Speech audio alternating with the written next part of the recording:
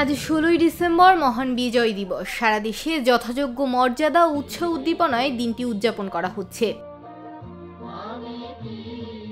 মহান বিজয় দিবস উপলক্ষে সাভার জাতীয় স্মৃতিসৌধে বীর শহীদদের প্রতি শ্রদ্ধা জানিয়েছেন রাষ্ট্রপতি মোহাম্মদ শাহাবুদ্দিন ও অন্তর্বর্তী সরকারের প্রধান উপদেষ্টা ডক্টর মোহাম্মদ ইউনূস। বিজয় দিবসের প্রথম প্রহরে সকাল 6:30টার দিকে রাষ্ট্রপতি মোহাম্মদ শাহাবুদ্দিন প্রথমে স্মৃতিসৌধে প্রবেশ করে মূল বেদিতে ফুল দিয়ে শ্রদ্ধা নিবেদন করেন। এরপর সকাল 7:10 দিকে শহীদ বেদিতে শ্রদ্ধা জানান প্রধান উপদেষ্টা। এ সময় তার সঙ্গে ছিলেন পূর্ব তিমুরের প্রেসিডেন্ট জোসে রামোস হোর্তা, অন্যান্য উপদেষ্টা ও 3 বাহিনীর প্রধানগণ।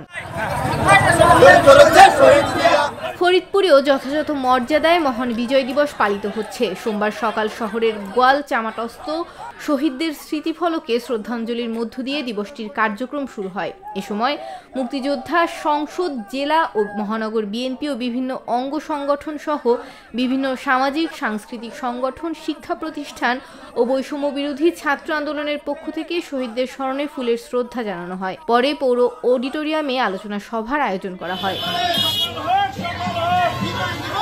দিনের প্রথমে গাজীপুর জেলা প্রশাসনের উদ্যোগে সার্কিট হাউস এরিয়ায় মুক্তিযুদ্ধের স্মৃতিস্তম্ভে পুষ্প অর্পণের মাধ্যমে বিজয় দিবসের কার্যক্রম শুরু করেন।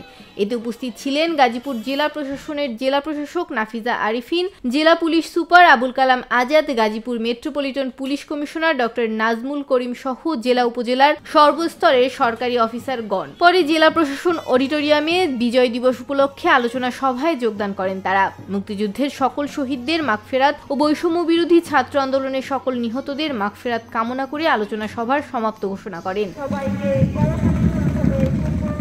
নেত্রকোনায় উৎসব মুখর পরিবেশে উদযাপিত হয়েছে মহান বিজয় দিবস। দিবসের শুরুতে বীর শহীদদের প্রতি সম্মান জানিয়ে শ্রদ্ধাঞ্জলি নিবেদন করা হয়। সেই সঙ্গে বিভিন্ন সরকারি, বেসরকারি ও স্বায়ত্তশাসিত প্রতিষ্ঠানে জাতীয় পতাকা উত্তোলন করা হয়। এবারের বিজয় দিবসের আয়োজন করা হয়েছে বিজয় মেলার। এতে শত শত মানুষের পদচারণা লক্ষ্য করা গেছে।